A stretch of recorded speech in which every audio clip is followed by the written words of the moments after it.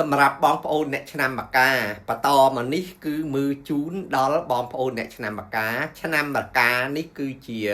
ធាតុមាសហើយរាសីសត្វបកគាត់គឺជាសត្វមន់បាទឆ្នាំរកាការមើលរាសីជូននេះគឺមើលជូនសម្រាប់ឆ្នាំ2026ដែលជាឆ្នាំមមីបងប្អូនបានដឹងហើយដែលបានតាមដានមកឆ្នាំមមីចូលមកនេះគេហៅថាជាឆ្នាំធាតុភ្លើងបាទសម្រាប់បុគ្គលឆ្នាំមកកាគឺគេហៅថាធាតុមាសបាទដែលចិនខ្លះហៅថាលោហៈបាទអញ្ចឹងបើភ្លើងចូលមកហើយយើងឆ្នាំមកកានេះគឺជាធាតុមាសអញ្ចឹងមានន័យថាត្រូវទទួលរងឥទ្ធិពលពីកម្លាំងភ្លើងនឹងដុតរំលាយ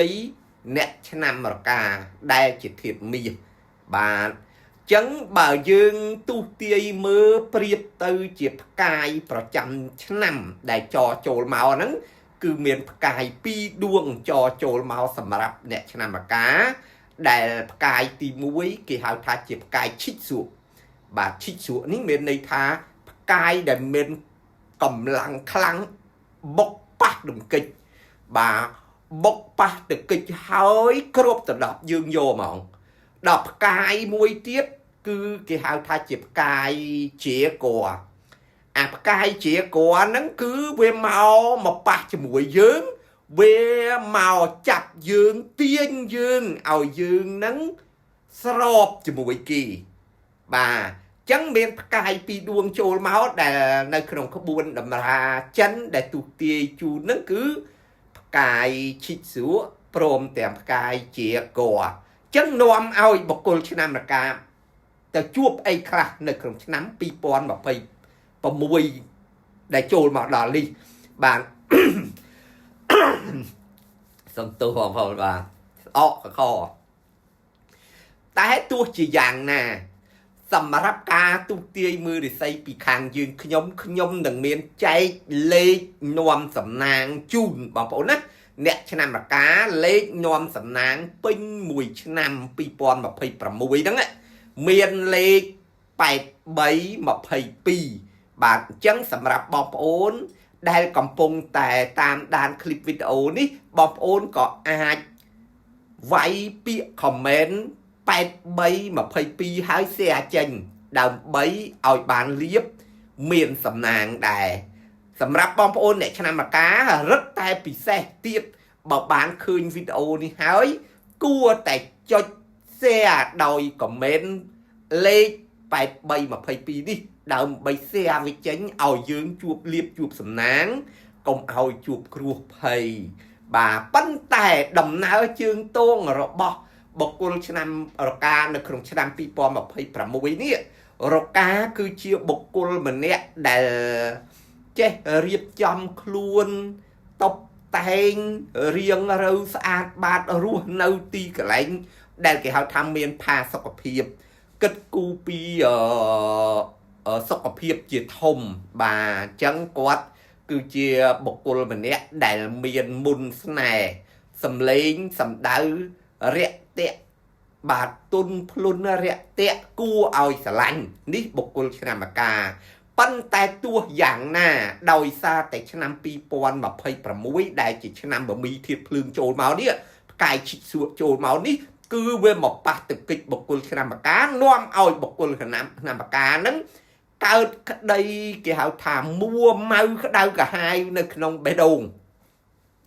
នាំឲ្យបុគ្គលឆ្នាំមកកាហ្នឹងមានចិត្តឆេវឆាវខ្វះអំណត់ហើយបើសិនជាមានអ្នកលួងលោមគឺទុនភ្លាតតែម្ដងជើងលេខនៅក្នុងឆ្នាំ2026នេះបុគ្គលឆ្នាំមកកាកិច្ចមិនផុតពីដៃគូគេហៅថាគូស្នេហ៍ណាបាទលួងលោមបោកប្រាស់បាទចឹងប្រយ័ត្នប្រយែងដែរសម្រាប់បងប្អូនអ្នកឆ្នាំមកកាជួបគូហើយតែគូនឹងវាជាគូមួយមកលួងលោមបោកប្រាស់យើងនឹងជួបឧបសគ្គធំគួរសមដែរសម្រាប់បុគ្គលឆ្នាំមកកាបើមើលទៅក្នុងឆ្នាំធាតុភ្លើងនេះ cứ bạc từng kịch lớn chích xuống nước miền này thà trong lần ấy nó bóng ổn bà chẳng cai chích xuống trôi màu ní bạc từng kịch mũi chân mà cá vừa ở nè chân mà cá nắng mua màu đầu cả háo treo trái thơ ca nghi ấy sầm rách ca nghi tôi thông ấy tèn tè kho bà chân bom ôn nè chân mà cá được khung chân năm pi pon mà phải mùi ní hám pi khang nhom tới cứ ham cùng áo che đăng riêng kịp pi bạn chân bỏ dương che đăng riêng kịp pi nòm áo sầm đầy dương khai từ chiều miền riêng nòm túc đặt luôn từ vinh bạn là khung năm pi pon mà phải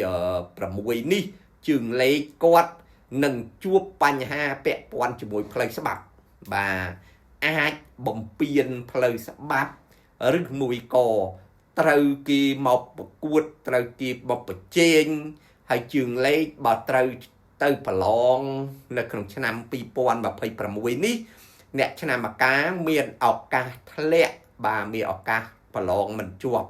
បាទប៉ុន្តែនៅក្នុងក្បួនបើសិនជាបងប្អូនអ្នកឆ្នាំមកកាបានដឹងបាទអ្នកឆ្នាំមកកាគួរតែធ្វើការកាត់ឆុងចេញបាទសែនជាមួយទេវតាថៃសួយកាត់ឆុងចេញនៅក្នុងខែនេះដែរគឺមានថ្ងៃទី28ខែមករាបងប្អូនអ្នកឆ្នាំមកកាបើដឹងខ្លួនឯងឆុងអាចហើយមិនទាន់បានកាត់ឆុងត្រឹមត្រូវមានន័យថាដឹងថាឆុងហើយរកានេះមានត្រឹមតែកើតចំឆ្នាំរកាទេខែរកាថ្ងៃរកាមករកានេះក៏ឆុងដូចគ្នាបាទអញ្ចឹងគួរតែរទីសក្ការៈកលែងដែលមានរូបទេវតាថៃសួយប្រចាំឆ្នាំ2026នេះដើម្បីធ្វើការបួងសួងបែបបន់សូមឲ្យទេវតាថៃសួយនឹងជួយតាមថែរក្សាការពារហើយគ្រឿងដង្វាយដែលរួបចំសែនឲ្យទៅទេវតាថៃសួយនឹងមានតពងមន់ម្ដុំហើយនឹងសាច់ជ្រូកម្ដុំទៅធ្វើការអុជធូបបួងសួងព្រមជាមួយនឹងធូបទៀននិងกระดาษសែនបូជាទៅអស់ទៅយើងនឹង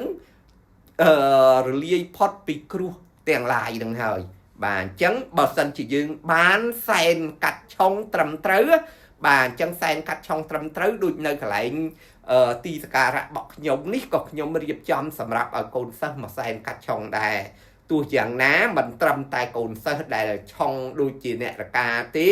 សូម្បីតែជូតមមីថោះក៏មានពេលវេលាកាត់ឆុងថ្ងៃនឹងដូចគ្នាអញ្ចឹងបើចង់កាត់ឆុងបានគេហៅថាបានស័ក្តិសិទ្ធិសូមមករកទីសក្ការៈណាដែលមានរូបទេវតាថៃសួយព្រមទាំងទេវតាខ្លាសរូបចម្លាក់ខ្លាសញីឈ្មោលបាទហើយធ្វើការបួងសួងសែនកាត់ឆុងទៅនោះឆុងនឹងទៅផុតអស់ហើយពេលណាយើងកាត់ឆុងរួចអស់ហើយ